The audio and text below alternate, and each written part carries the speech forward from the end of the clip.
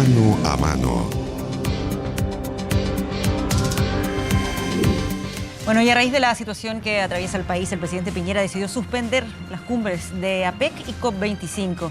Queremos hablar sobre este tema, el impacto que esto provoca. Nos acompaña el ex canciller y presidente del PPD, Heraldo Muñoz. Heraldo, muchas gracias por acompañarnos acá esta tarde. Buenas tardes. Y primero, conocer su impresión respecto a esta determinación que se ha tomado. Estaba la duda, varios lo habían planteado, si acaso se iba a poder realizar. El propio alcalde de la ciudad de Santiago también así lo había expresado, pero hoy ya se convirtió en una realidad. ¿Cuál es el impacto que esto provoca? Bueno, yo creo que es un duro golpe para la política exterior de Chile, para la imagen internacional, porque dos eventos de esta magnitud, que son de alcance mundial, sean cancelados en nuestro país, evidentemente tiene un efecto negativo, por lo menos en el corto plazo. Bueno, pero al final yo creo que, como se lo dije al propio ministro de Relaciones Exteriores cuando nos convocó a los ex cancilleres, en esto tiene que primar la realidad sobre los deseos. Yo deseaba que se hicieran ambos eventos, particularmente la COP25, porque se refiere nada menos que al desafío de controlar el cambio climático y a las decisiones que tiene que tomar la comunidad internacional y a la presencia de una sociedad civil muy activa en materia de medio ambiente a nivel mundial que iba a estar presente en nuestro país. Entonces lamento particularmente la cancelación de la cumbre climática, aunque la otra también era significativa porque pertenecemos a la región Asia-Pacífico y la inserción que tenemos en ese mundo es extraordinariamente significativa. Pero bueno, en las condiciones actuales, evidentemente que no era posible porque no se ha recuperado la paz social. ¿No existía ninguna posibilidad de esperar tal vez, por ejemplo, con la COP25 o ya directamente había que tomar esta determinación ahora? Bueno, lo que me ha dicho el propio canciller en conversaciones que tuve con él y otras autoridades, porque me llamó también la ministra Carla Rubilar minutos antes del anuncio, fue que preferían cancelar ambos eventos a cancelar el primero, la APEC, y luego 2 semanas después cancelar también la COP25, que eran 2 momentos entonces complicados, entonces por lo menos ponerlo en uno.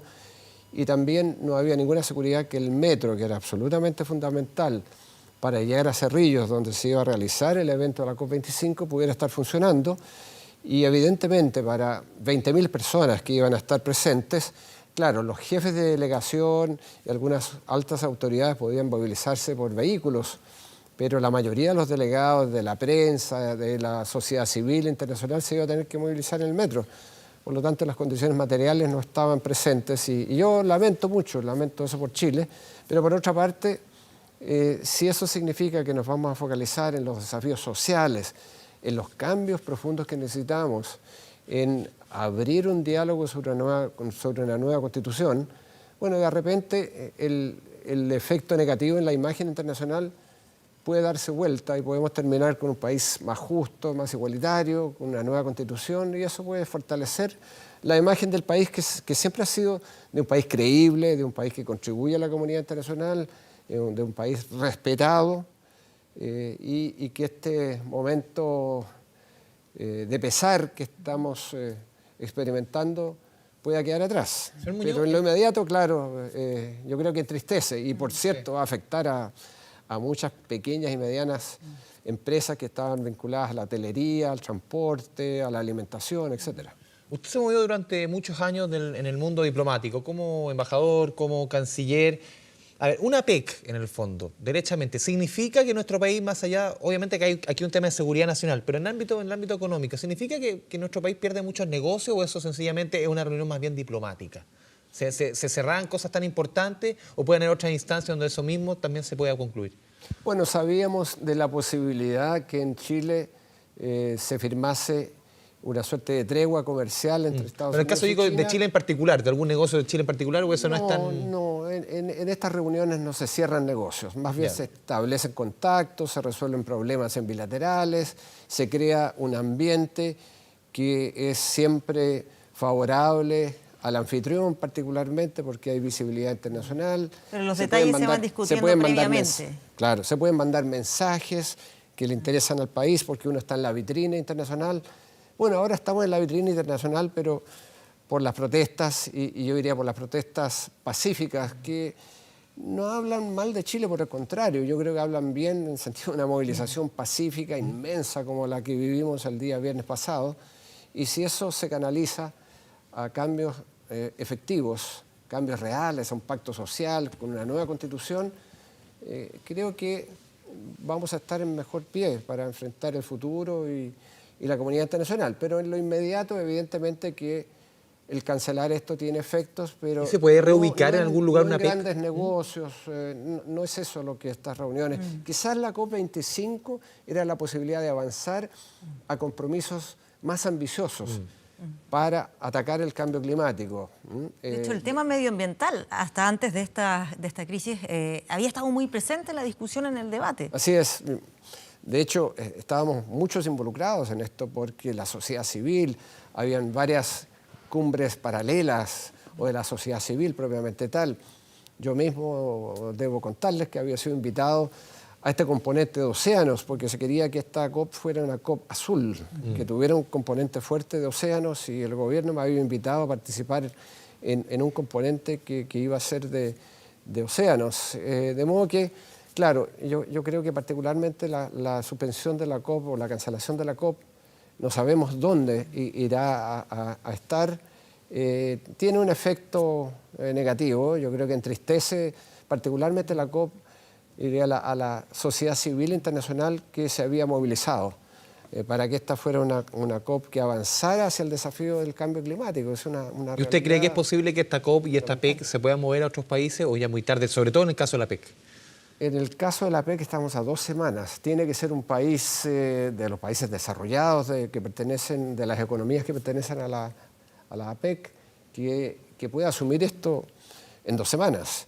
Ahora, esto tiene un componente relativamente acotado porque son los líderes de las 21 economías las que se reúnen, particularmente esos líderes, en una reunión cerrada, donde está, por supuesto, el entorno de seguridad, protocolar, etcétera, pero si se reduce toda la COP a la dimensión fundamental de la reunión de los líderes, pudiera traspasarse a otro país. En el caso de Chile entiendo que todo el entorno de seguridad que tenía que desplegarse para todos los líderes que estaban viniendo significaba que alrededor de 1.400 carabineros iban a estar desplegados solamente para la protección de esas delegaciones, de esos líderes, y evidentemente no iban a estar esos recursos para mantener la paz o intentar que se mantuviese el orden público.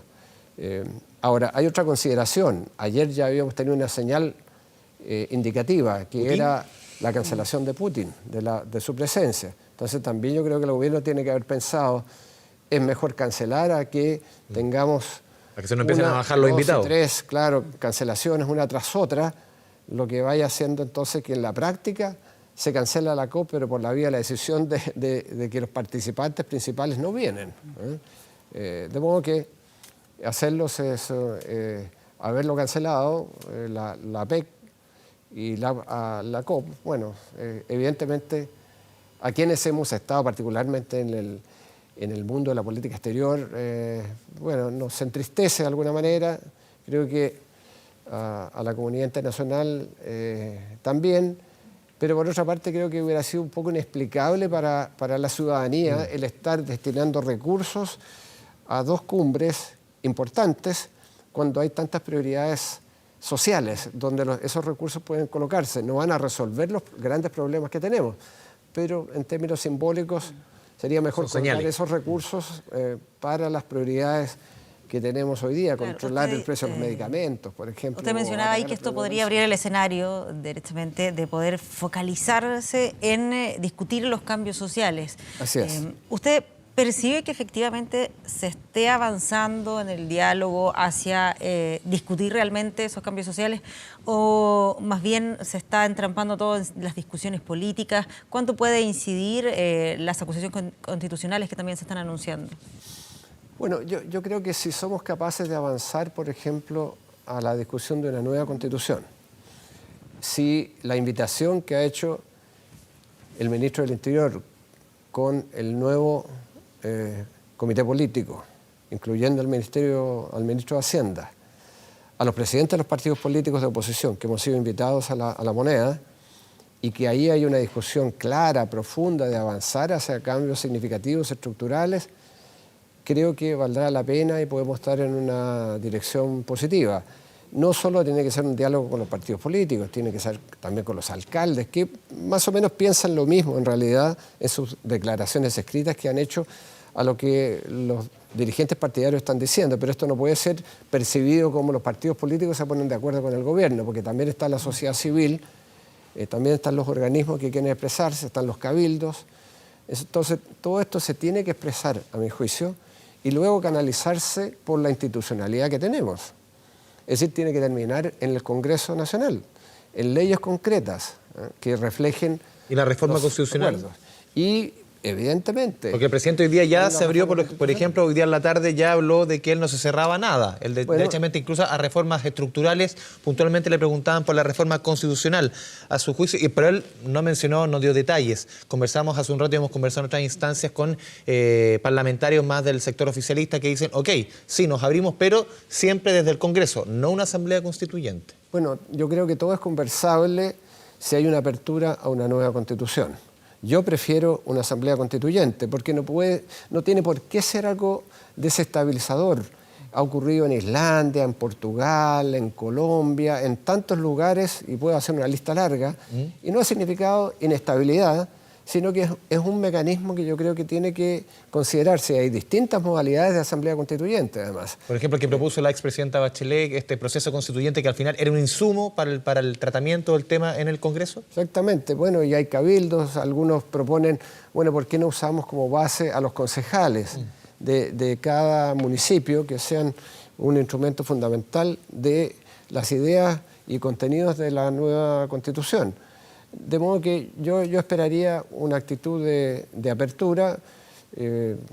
Me parece muy significativo lo que ha dicho la Corte Suprema, a través de su vocero, diciendo que sí, es necesario considerar una nueva Constitución y por qué hay tanto miedo quizás de parte de los, de parte del oficialismo? Porque creo que se percibe que esto va a ser desorden, que va a ser en los casos más extremos que ha habido, pero no se considera las asambleas constituyentes donde esto ha sido hecho con perfecta armonía entre la ciudadanía, con la sensación de que yo estoy participando, estoy contribuyendo con ideas.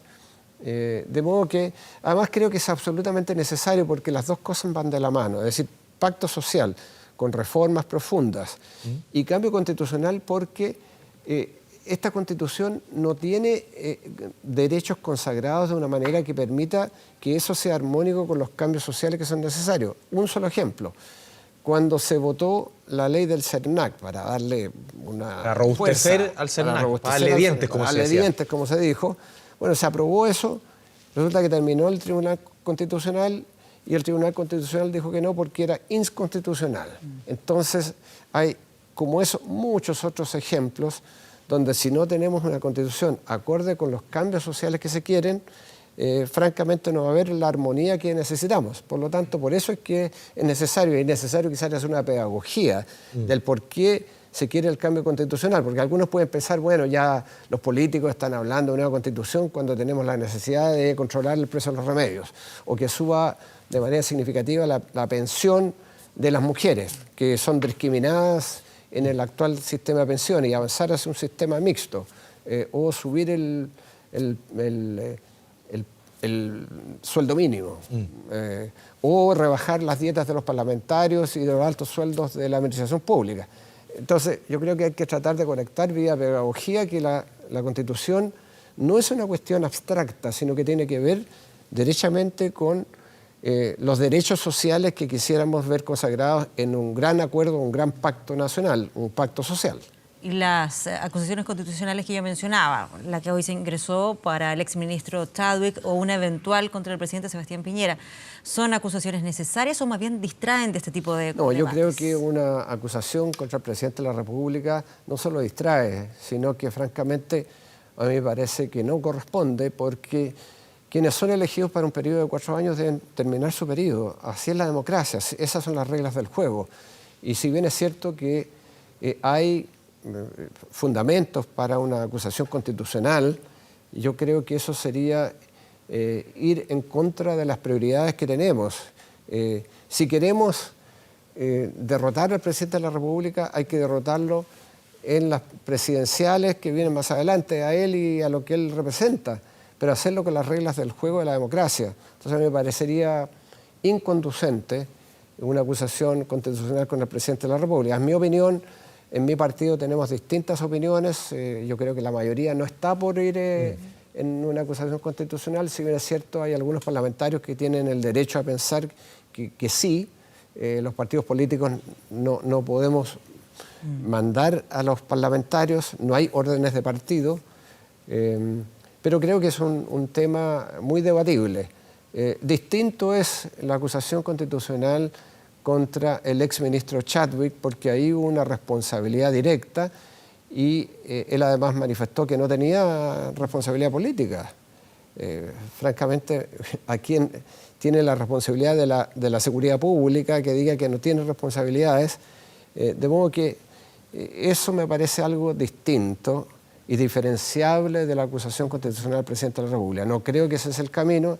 El camino es acordar una constitución, una nueva constitución. El camino es acordar las reformas sociales profundas que el país ha demandado y que el país necesita y que, bueno, por distintas razones en el pasado no hemos conseguido.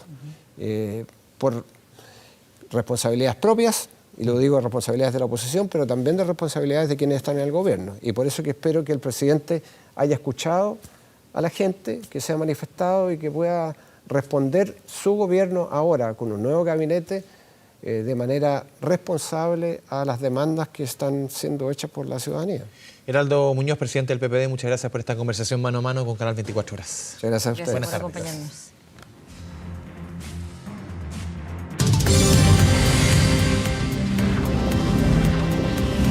Mano a mano.